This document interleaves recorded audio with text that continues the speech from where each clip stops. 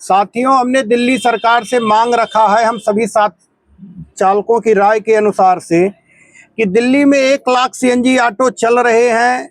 ये supreme court और दिल्ली सरकार और भारत सरकार के दिशा निर्देशों अनुसार इनका पालन भी कर रहे हैं, अपनी सेवाएं भी दे रहे हैं। तो इनको जिस स्थिति में चल रहे हैं इनको चलने दिया जाए। और दिल्ली में हम लोगों ने आज से 5 साल से हम लोग मांग कर रहे हैं कि प्राइवेट बाइकों पे, बाहर राज्यों के ऑटो, टैक्सी और बाइकों पे, इन पे कार्रवाई किया जाए। अगर उसमें हमारे दिल्ली के कुछ लोग शामिल हैं तो उन पे कार्रवाई किया जाए और उनके रोजगार के लिए 50,000 ईबी ऑटो दिल्ली सरकार जारी करे, क्योंकि वो जैसे जैसे किसी का रोजगार बंद होगा तो उनको नया रोजगार दिया जाए और उन्हें कॉमर्शियल व्यवस्था में लाया जाए, ना कि वो प्राइवेट का उपयोग करें।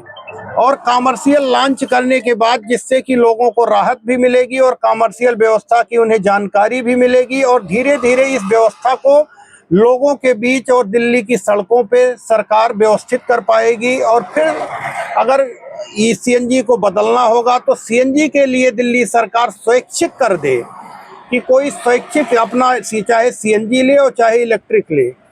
व्यवस्था बढ़ाने के बाद पहले पूरी दिल्ली में व्यवस्था हो जाए, उसके बाद ऐसा नहीं है कि आपके पास व्यवस्था है नहीं, जैसे एलपीजी है नहीं और लोगों के पास है नहीं, आपने ताला लगा दिया।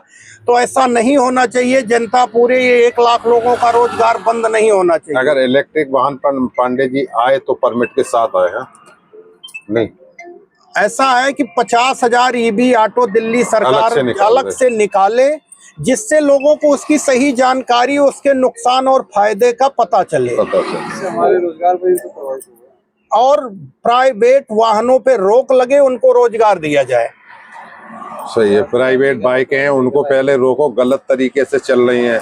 प्राइवेट बाइकों को रोको, बाहर राज्यों की ऑटो टैक्सी जो आ रहे हैं उनको रोको। अगर हमारे लोग हैं तो उनको ऑटो दो ना, ऑटो दो, वो ऑटो चलाएं, लेकिन बाहर के राज्यों को रोकिए। पॉल्यूशन वो फैला रहे हैं, पॉल्यूशन बाहर राज्यों की बसें फैला रही हैं।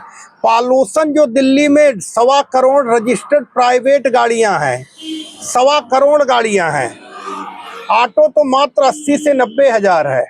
उन 1.25 करोड़ का अगर कैलकुलेशन करोगे तो ऑटो तो उनसे कहीं टिकता ही नहीं पॉल्यूशन में।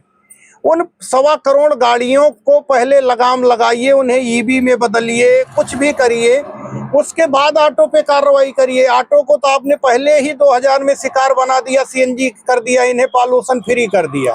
आज एक भी ऑटो डीजल, पेट्रोल या किसी अन्य उस पे ऊर्जा पे नहीं है। तो ऑटो को आप कैसे बदल रहे हो? आपका कार्य है कि जो डीजल, पेट्रोल या किसी अन्य से या बाहर राज्य से गाड़ियां आ रही, उनकी व्यवस्था करिए, उनको रोकिए।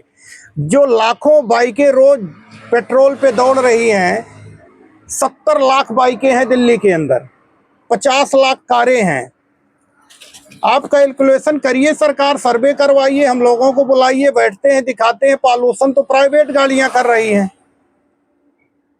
1.25 करोड़ किलोमीटर अगर उनका 1 किलोमीटर लिया जाएगा तो हमारे तो बेचारे कहाँ टिक रहे हैं। लेकिन सरकार केवल कमजोर देख के इनको दबाने की कोशिश कर रही है।